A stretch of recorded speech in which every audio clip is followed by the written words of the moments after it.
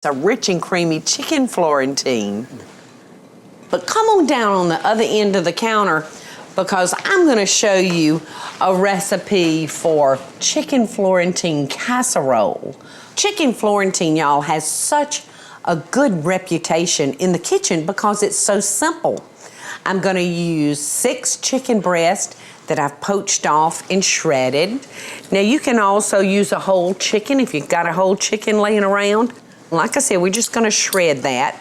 And I've got 2 10-ounce packages of frozen spinach that I've had here draining. I'm just gonna push that down in there and get out all that water because the freezing process can cause them to absorb a lot of water. I'm gonna take 2 cans of cream of mushroom soup. If you want to, you can make a homemade mushroom soup. It's really, really easy, and that will make your dish more rich. But I'm gonna use the things that I have available in my pantry. Now I'm gonna add about a cup of sour cream. That looks about like a cup. I'm gonna add a cup of mayonnaise. There we go. And I'm just gonna mix that together and get my wet ingredients all blended. I'm gonna add a teaspoon of curry powder. And this is gonna turn our wet ingredients real yellow and give them a wonderful flavor. Gonna add a little salt, a little fresh ground pepper, a couple of tablespoons of lemon juice. Let's get my little catcher here to catch our seeds. So that looks like a couple of tablespoons. Now I'm gonna eyeball a half a cup of wine. Now if you don't have any wine or just choose not to use wine, you can just add a little bit more lemon juice for the acidity that you would need. That's probably a half a cup. And then I'm gonna add 1 cup of sharp shredded cheddar cheese. And now, that 1 cup's not quite enough.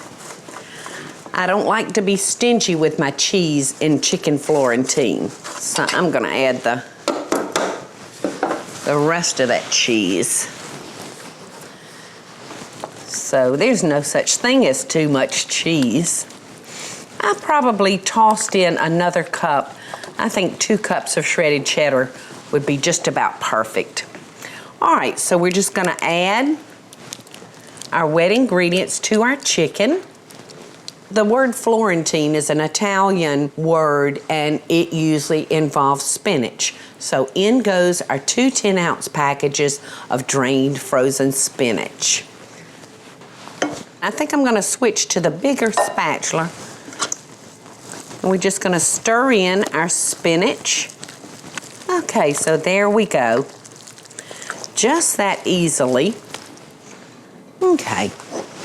So I have prepared us a casserole dish. I've sprayed it so that our casserole will come out nice and clean.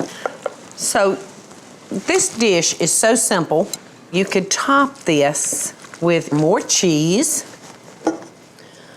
but I'm gonna top mine. Oops, get back in there, chicken. He wanted to fly out. All right, I'm gonna top mine with half a cup of fresh breadcrumbs and half a cup of just grated Parmesan cheese that I picked up from the grocery store, you know, the kind in the can. And I'm just gonna mix those 2 items together. Okay.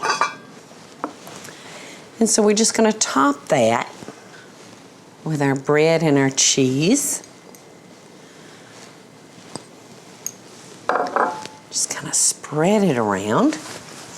And now I'm just gonna dot this with a little bit of butter because we know that the butter gives it more richness and more flavor, don't we? Okay. So I'm gonna stick this in a preheated 350-degree oven. We're gonna bake it for about 30 minutes. And let's check on our chicken Florentine. Ooh.